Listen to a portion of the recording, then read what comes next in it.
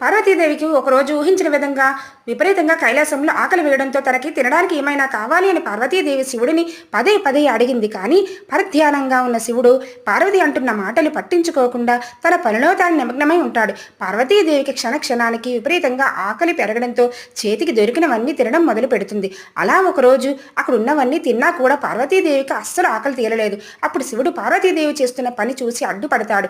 అడ్డుపడుతున్న శివుడిని కూడా పట్టించుకోకుండా శివుడిని నోట్లో వేసుకుని మింగేస్తుంది. పార్వతీదేవి శివుడిని మింగిన వెంటనే ఆవిడ ఆకలి మాత్రం చల్లారింది. కానీ శివుడి గొంతులో ఉండే గరళ ప్రభావానికి పార్వతి శరీరం అంతా పొగలు కక్కుతూ చర్మం అంతా వదులుగా మారి కాంతిహీనం అయ్యింది. బూడిద రంగులో వృద్ధిరాలుగా మారిపోయింది. పార్వతీదేవికి భర్త లేని కారణంగా ఇకపై వైవిధ్యంతో ఉండే ధూమావతిగా పిలువబడుతుందని పార్వతీదేవి పొట్టలో ఉన్న శివుడు అన్నాడు. వీలో ఎంతమందికి ఈ విషయం గురించి తెలుసు? హరహర మహాదేవ అని కామెంట్ చేయండి. ఇలాంటి ఎన్నో పురాతన కథల గురించి మా ఛానల్ని సబ్స్క్రైబ్ చేయండి.